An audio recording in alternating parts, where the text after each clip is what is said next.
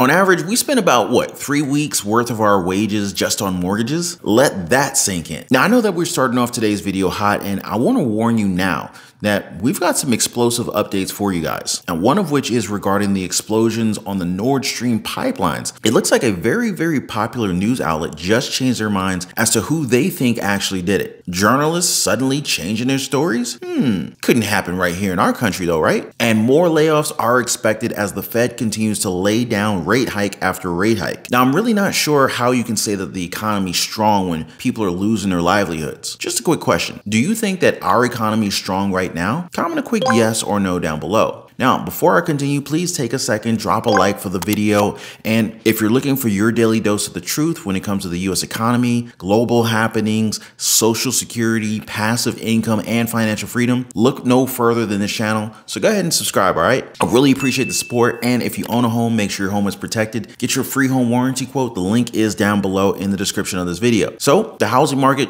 let's just agree that it's seen better days, right? I know I have, but something tells me that things can only get worse from here on out. Now, I'm sure to see someone who would point out that mortgage rates are actually on a downward trend, right? Which is true, and that's a good thing. But what we are not yet seeing is the upward trend of home buyers. Why aren't people buying houses? And why is this the trend? Well, maybe because households just don't have the same cash flow or the confidence that they used to. I mean, here's the thing.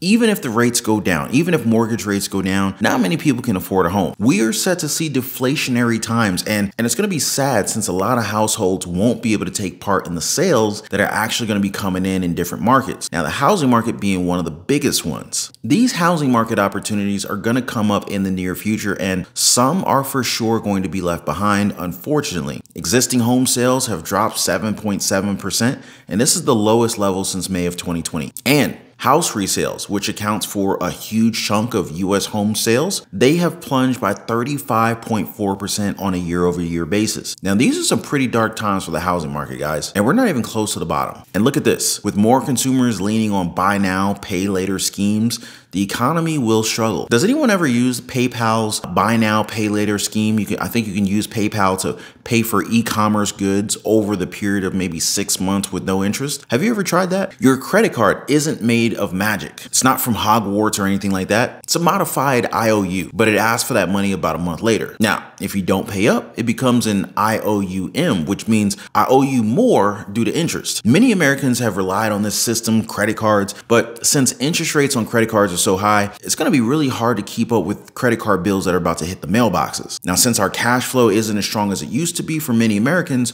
or more of it's becoming weaker due to inflation, less households are going to be able to pay off their debt, let alone make payments on time. It's so bad that Americans opened a record 87.5 million new credit card accounts and 22 million new personal loans in 2022.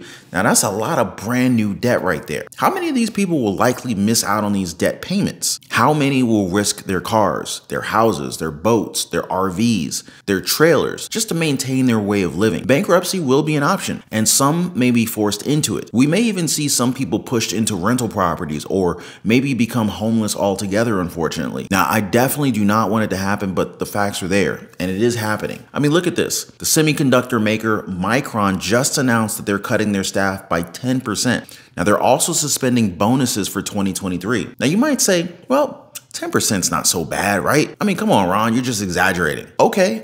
Well, Micron has almost 50,000 employees. So do I need to do the math and tell you that that's almost 5,000 workers that are about to be laid off? I think that's a significant amount. I mean, even if it was only one employee, but that one employee was you, oh, it'd be a big deal real fast. You know who else is laying people off? The Washington Post. They've also announced substantial job cuts, and this one was so bad that Fred Ryan, their publisher, went to announce it in a meeting and then abruptly left as he refused to answer questions. Times are definitely tough, huh? But I guess the Washington Post is getting a little bit of karma. Remember when they did this story? It says here that the Nord Stream sabotage was done by Putin and how he's the one who carried out the attack. The Washington Post made this article, and it's kind of funny to think that Putin took a small submarine headed straight for his own pipes. The same pipes, mind you, that entrenches his nation, and then shot them with such a tiny vessel. Now, of course, it's not the size of the vessel in the ocean, but I do think that they spent around $11 billion to make these pipelines. I'm pretty sure that Putin in his little submarine had enough firepower to cause some damage.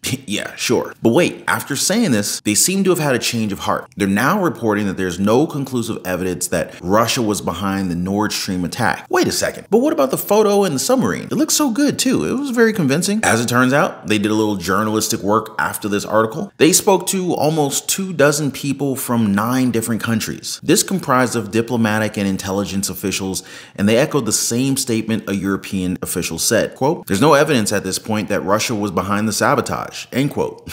Okay, months of research went into this, but they posted a picture of Putin and a small sub and said that he did it right after the attacks. They posted the first story after the attacks. Wow. Doesn't that classify as propaganda? But how do we now find out who did it? Well, if you asked a senior US State Department official, they would probably say, quote, "Forensic on an investigation like this are going to be exceedingly difficult," end quote. Now, I will be honest with you guys, I just can't personally see Putin himself getting into a submarine and actually carrying out the job of destroying the Nord Stream pipeline. I just don't see that. Like, why would he get in a submarine when he could just order some, military operator to do that for him, even if that was the case? But the pipelines are in relatively shallow depth, especially the damaged pipelines. How are they saying that it's going to be difficult? Do we not have the technology to go into shallow waters? You mean to tell me that James Cameron can get to the Marina Trench, but we can't investigate a damaged pipeline? The Washington Post continues to say that the, quote, "The United States routinely intercepts the communications of Russian officials and military forces, a clandestine intelligence effort that helped accurately forecast Moscow's February invasion of Ukraine. But so far, analysts have not heard or read statements from the Russian side taking credit or suggesting that they're trying to cover up their involvement," end quote. But who could have done this? It's a mystery, right? We should get Scooby and gang to find out who the mystery villain is here. But do you guys remember Victoria Nuland when she said this? With regard to Nord Stream 2, we continue to have very strong and clear conversations with our German allies, and I want to be clear with you today. If Russia invades Ukraine, one way or another, Nord Stream 2 will not move forward.